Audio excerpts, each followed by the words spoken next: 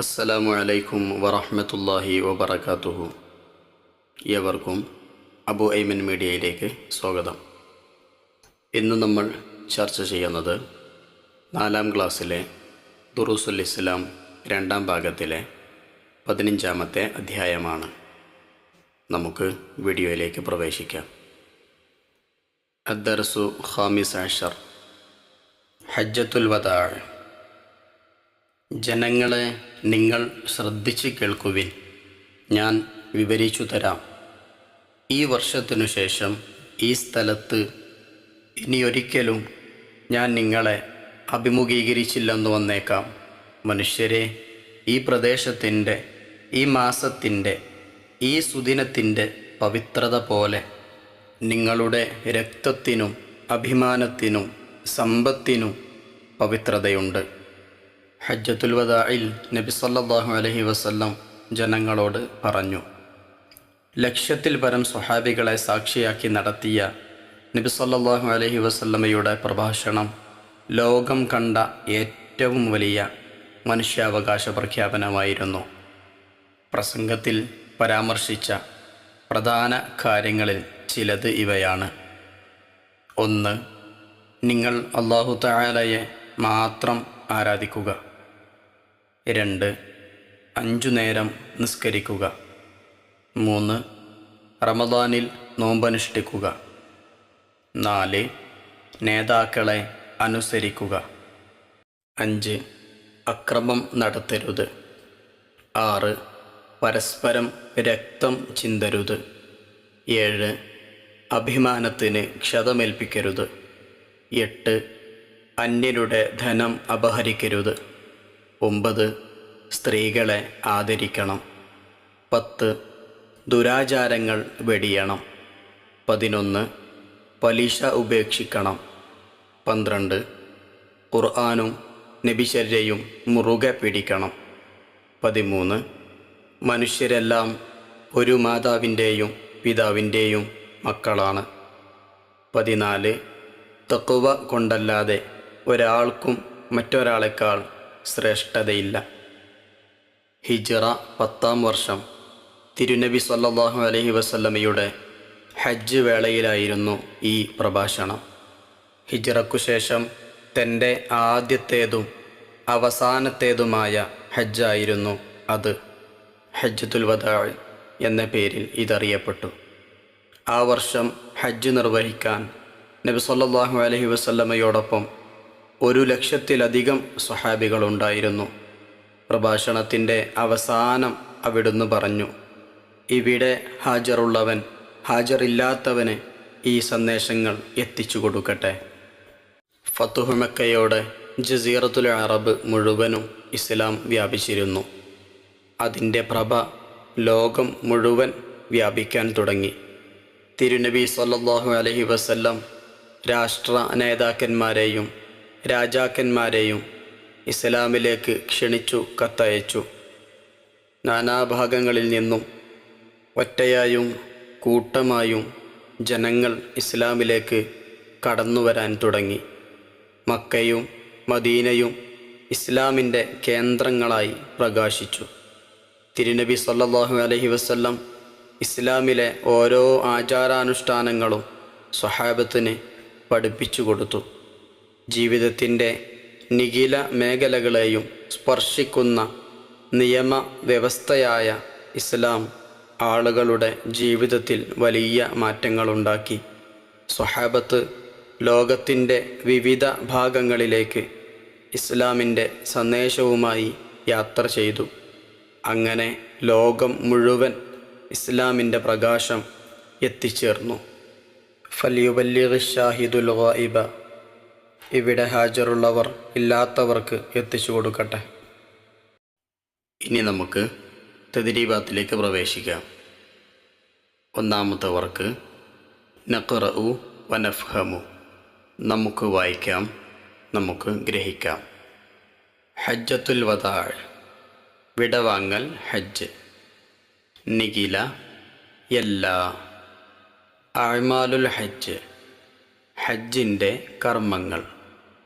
ളുൽമുൻ, അക്രമം. അഫ്വാജുൻ കൂട്ടങ്ങൾ, ദമുൻ രക്തം, ഇർളുൻ അഭിമാനം, മാലുൻ ധനം, ഷാഹിദുൻ ഹാജറുള്ളവൻ, ഗായിബുൻ ഹാജറില്ലാത്തവൻ, നിസാഉൻ സ്ത്രീകൾ, സൗമുൻ നോമ്പ്, ഹറാമുൻ പവിത്രം, ദഅവത്തുൻ പ്രബോധനം, ക്ഷതമേൽപ്പിച്ചു, പോറലേൽപ്പിച്ചു, അഭിസംബോധന ചെയ്തു, അഭിമുഖീകരിച്ച് സംസാരിച്ചു. ഇനി നമുക്ക് രണ്ടാമത്തെ വർക്കിലേക്ക് പ്രവേശിക്കാം. നുജീബ്. ഹജ്ജത്തുൽ വദാഇലെ പ്രസംഗത്തിൽ നബി സല്ലല്ലാഹു അലൈഹി വസല്ലം പറഞ്ഞ പ്രധാന കാര്യങ്ങൾ എന്തെല്ലാം? ഉത്തരം: 1. നിങ്ങൾ അല്ലാഹു തആലയെ മാത്രം ആരാധിക്കുക. 2. 5 നേരം നിസ്കരിക്കുക. 3. റമളാനിൽ നോമ്പനുഷ്ഠിക്കുക. 4. നേതാക്കളെ അനുസരിക്കുക. 5. അക്രമം നടത്തരുത്. 6. പരസ്പരം രക്തം ചിന്തരുത്. 7. അഭിമാനത്തിന് ക്ഷതമേൽപ്പിക്കരുത്. 8. അന്യരുടെ ധനം അപഹരിക്കരുത്. 9. സ്ത്രീകളെ ആദരിക്കണം. 10. ദുരാചാരങ്ങൾ വെടിയണം. 11. പലിശ ഉപേക്ഷിക്കണം. 12. ഖുർആനും നബിശര്യയും മുറുകെ പിടിക്കണം. 13. മനുഷ്യരെല്ലാം ഒരു മാതാവിൻ്റെയും പിതാവിൻ്റെയും മക്കളാണ്. 14. തഖ്വ കൊണ്ടല്ലാതെ ഒരാൾക്കും മറ്റൊരാളെക്കാൾ ശ്രേഷ്ഠതയില്ല. ഇനി നമുക്ക് മൂന്നാമത്തെ വർക്കിലേക്ക് പ്രവേശിക്കാം. നസ്ൽ ചേരുംപടി ചേർക്കാനാണ്. മുത്തനബി സല്ലല്ലാഹു അലൈഹി വസല്ലം തങ്ങളുടെ ഹിജ്റയ്ക്ക് ശേഷം നടന്ന ചില സംഭവങ്ങളാണ് താഴെ കൊടുത്തിരിക്കുന്നത്. അവ നടന്ന ഹിജ്റ വർഷവും എതിർ സൈഡിലുണ്ട്. യോജിച്ച രൂപത്തിൽ ചേർത്ത് കൊടുക്കാം. ഗസ്വത്തു ബദർ. ബദർ യുദ്ധം നടന്നത് ഹിജ്റ 2-ാം വർഷം.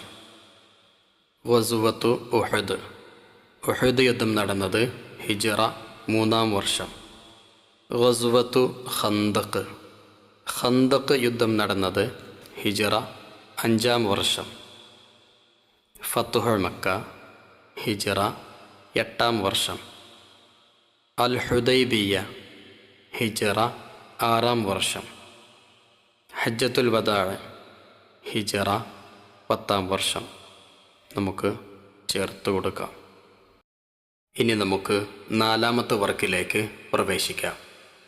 നംല ഉൽ ഫറാഗ്. വിട്ട ഭാഗം പൂരിപ്പിക്കാനാണ്. 1. ഹജ്ജത്തുൽ വദാഇൽ നബി സല്ലല്ലാഹു അലൈഹി വസല്ലമയോടൊപ്പം ഡാഷ് സ്വഹാബികൾ പങ്കെടുത്തു. അവിടെ ഹജ്ജത്തുൽ വദാഇൽ നബി സല്ലല്ലാഹു അലൈഹി വസല്ലമയോടൊപ്പം 1,00,000-ലധികം സ്വഹാബികൾ പങ്കെടുത്തു. 2. നബി സല്ലല്ലാഹു അലൈഹി വസല്ലം ഇസ്ലാമിലേക്ക് ക്ഷണിച്ചുകൊണ്ട് നേതാക്കൾക്കും ഡാഷ് കത്തയച്ചു. നബി സല്ലല്ലാഹു അലൈഹി വസല്ലം ഇസ്ലാമിലേക്ക് ക്ഷണിച്ചുകൊണ്ട് നേതാക്കൾക്കും രാജാക്കന്മാർക്കും കത്തയച്ചു. 3.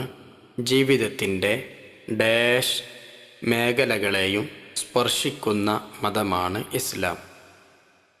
ജീവിതത്തിൻ്റെ നിഖില മേഖലകളെയും സ്പർശിക്കുന്ന മതമാണ് ഇസ്ലാം. 4. ഇസ്ലാമിൻ്റെ കേന്ദ്രമായി ഡാഷ് പ്രകാശിച്ചു. അവിടെ ഇസ്ലാമിൻ്റെ കേന്ദ്രമായി മക്കയും മദീനയും പ്രകാശിച്ചു. 5. സ്വഹാബികൾ ഡാഷ് ലക്ഷ്യമാക്കി ലോകത്തിൻ്റെ എല്ലാ മേഖലകളിലേക്കും പുറപ്പെട്ടു. അവിടെ സ്വഹാബികൾ പ്രബോധനം ലക്ഷ്യമാക്കി ലോകത്തിൻ്റെ എല്ലാ മേഖലകളിലേക്കും പുറപ്പെട്ടു. ചേർത്ത് കൊടുക്കാം. ഇനി നമുക്ക് 5-ാമത്തെ വർക്കിലേക്ക് പ്രവേശിക്കാം. നുൻഷി ഉൽ ജുമൽ, വാക്യങ്ങൾ തയ്യാറാക്കാനാണ്. നിഖില മേഖലകൾ. നിഖില മേഖലകളിലും വെളിച്ചം വന്നു. അഭിസംബോധന ചെയ്തു. ഉസ്താദ് ജനങ്ങളെ അഭിസംബോധന ചെയ്തു.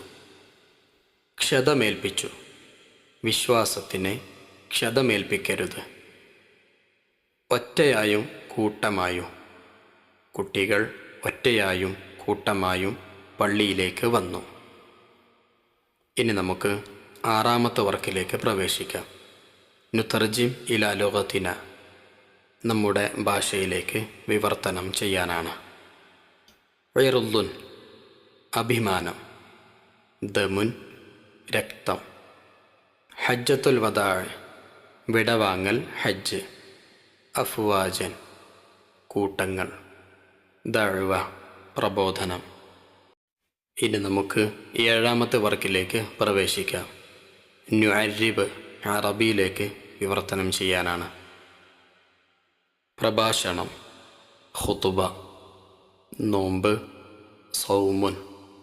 സമ്പത്ത്, മാലുൻ. ഹാജറുള്ളവൻ, ഷാഹിദുൻ. ഹാജറില്ലാത്തവൻ, ഗായിബുൻ. ഇനി നമുക്ക് 8-ാമത്തെ വർക്കിലേക്ക് പ്രവേശിക്കാം.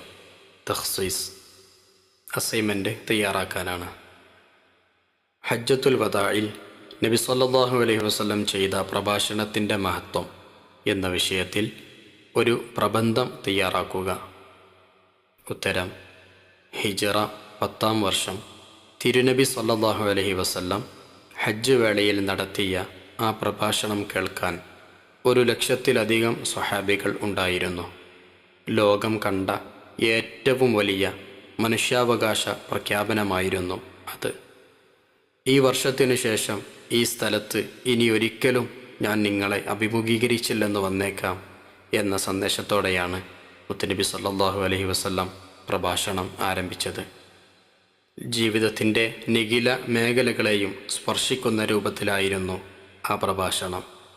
ലോകത്ത് അവസാനം ജനിക്കാനുള്ള കുഞ്ഞിന് വരെ ആ പ്രഭാഷണത്തിൽ മാതൃകയുണ്ട്. ഫല്യുബല്ലിഗ് ഷാഹിദുൽ ഗായിബ, ഇവിടെ ഹാജറുള്ളവർ ഇല്ലാത്തവർക്ക് എത്തിച്ചു കൊടുക്കട്ടെ എന്ന സന്ദേശത്തോടെയാണ് മുത്തുനബി സല്ലല്ലാഹു അലൈഹി വസല്ലം പ്രഭാഷണം അവസാനിപ്പിച്ചത്.